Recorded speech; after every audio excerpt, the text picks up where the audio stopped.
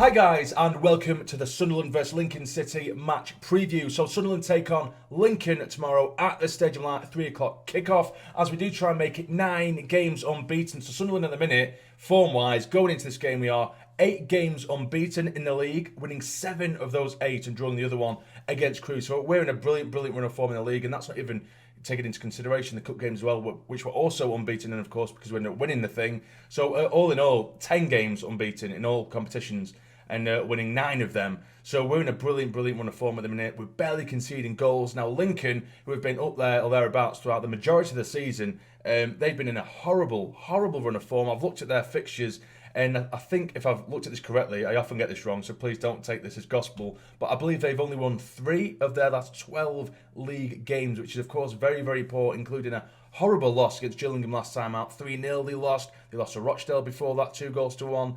So it's not going well for them, and I've looked at a couple of their sort of previews for this game, and I believe that they do have a good 2 or 3, maybe even 4 key players out. I think they've just lost their key striker, or their main striker, Hopper, to injury as well. So on paper, it looks like it should be, a relatively, not simple win for us, but everything is stacked in our favour, and this is usually where Sunderland would collapse. When things start to really stack in our favour, we generally bottle it, but in recent weeks we just haven't. So for me, this is why I'm starting to get so much more confidence. Usually if we won 2 or 3 games on the bounce, I just think, I'm waiting for something to, kick us in the balls and we'll fall to our knees, but it just hasn't been happening. That's why I'm so filled to the brim with confidence. But like I say, this isn't, an Accrington Stanley. This is Lincoln. They're there, and where they are now, 4th, for a reason, or at least they've been around the top 2 for a reason, without even, regardless of the injuries, because a lot of people can use injuries as an excuse. We've got one centre-back fit, and we have done for the last,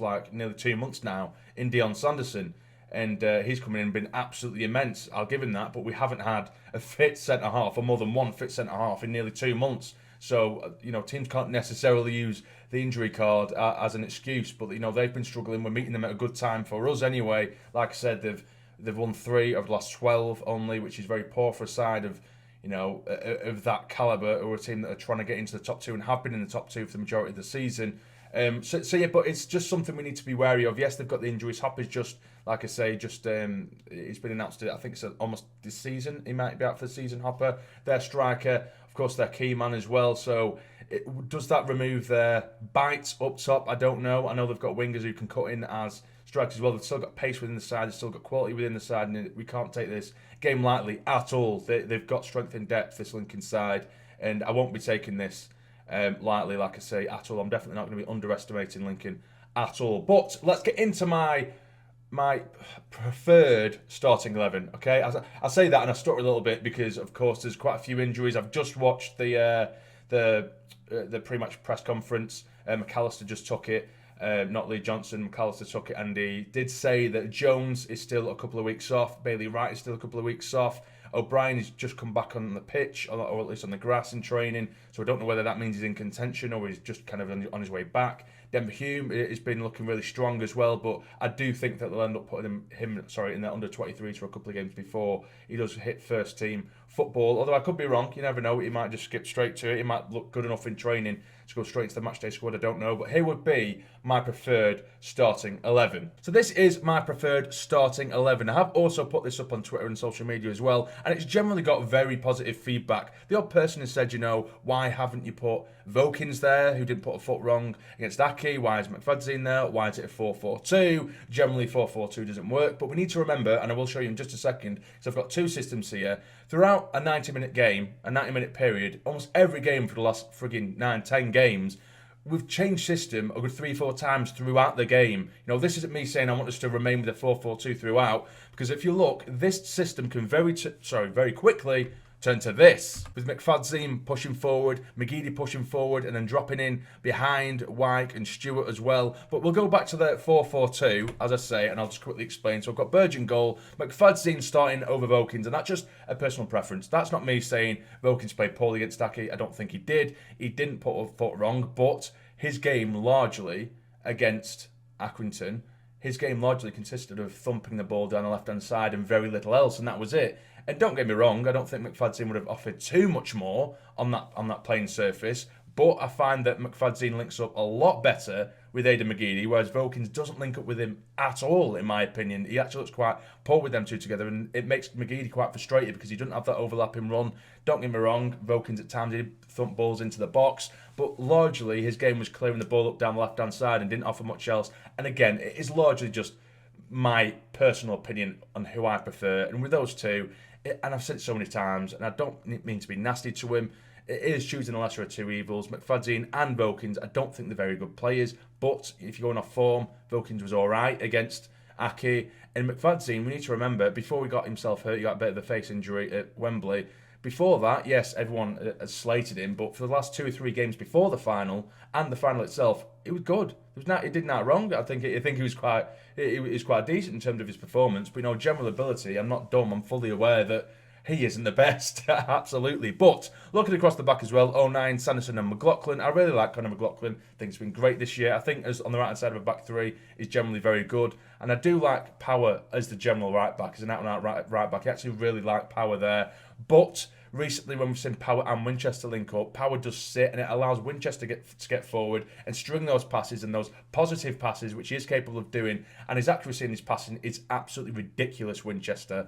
And we were slowly but surely starting to see what he is capable of with his passing range. And of course, McGeady on the left-hand side, hopefully linking up with McFadzean. You've got Gooch on the right-hand side, who's coming into form a little bit. Now, the top two, this is the big thing that you've probably been staring at and waiting for me to get at. Now, Stewart, yes, he come on for his debut the other night against Accrington, but we need to remember he played a full 45 minutes. So in my thinking here is, with Wyke and Stewart starting next to each other, I think even if we don't get the sort of slick passing football that we like to play, and Lincoln might not allow us to play that slick passing football and the possession football, even if we end up just resorting to hoofing the ball into the box, or at least half decent balls in the box, you can bet your arse that Wyke and Stewart are both going to cause absolute chaos, which is exactly what they did on that horrible pitch and that horrible game against Aki, and that's why they both got a goal in the second half, both of them. So I just think starting them, I think it could be.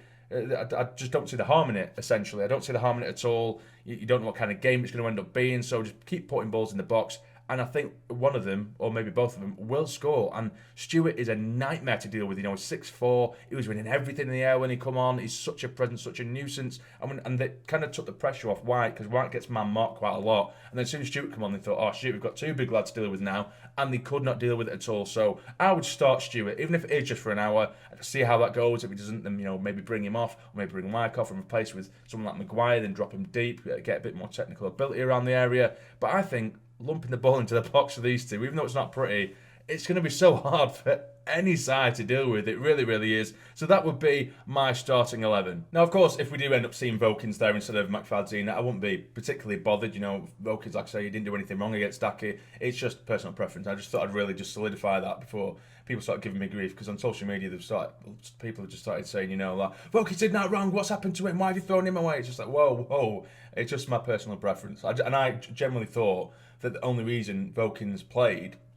against Aki was as a precaution for McFadzean, who took a thump to the face with a shin pad, basically. He got kicked in the face, didn't he, at Wembley, and he had a cut on his nose and across his eyes. So I think it was just a bit of a precaution. And Vokins ended up coming off anyway, and McFadzean come on, and he looked just as good, against Aki. So, it's personal preference. But now, in terms of my prediction for this game, I can't go anything other than a Sunderland win, and that's not me being confident or arrogant. I just think we've got enough in the tank, and with Lincoln's injuries and the way we've been defending as well and scoring, I can't say anything other than a Sunderland win, and I'm actually going to go for another 2-0 Sunderland win. I think Lincoln will cause us a lot more problems than the likes of Aki, and our pitch, which is of course a lot better, or you'd think it would be a lot higher standard than the WAM Stadium, so we can play some football. I just think we have enough in the tank, and I can't see us conceding at the moment. Could be wrong, either 2-0 or 2-1, but I'll stick with 2-0. Unfortunately, as well, before we do round up the match preview, there won't be a match review for this game, because on Saturday tomorrow, this will be the first game throughout the entire season that I won't be able to watch at all. So I don't feel comfortable doing a match review in a game that I haven't seen anything of. There's been a couple where I've only caught glimpses of it or large chunks, so I kind of have an understanding, but I'm at work tomorrow, and even usually at work sometimes I can watch the game, but where I am tomorrow, where I'm based tomorrow at work, there's just not a chance in hell that I'm going to be able to watch the game at all. So I'll be saving a tenner watching the game, but it's a shame that I won't be able to do a match review for the game. So please don't start pecking me on on Saturday evening saying where's the match review, or on Sunday morning where's the match review, because you're not getting one, unfortunately. But hopefully we do get away with the win. So you guys let me know in the comments down below what would be your preferred starting 11 and what's your score prediction as well. It's always very interesting to read. I do always read your comments down below. But if you have enjoyed this video, please hit the like button for me. It'd be massively, massively appreciated. And subscribe to the channel if you're not already to become a fully fledged member of the Sarny Army. But for now, you take care and stay jamming.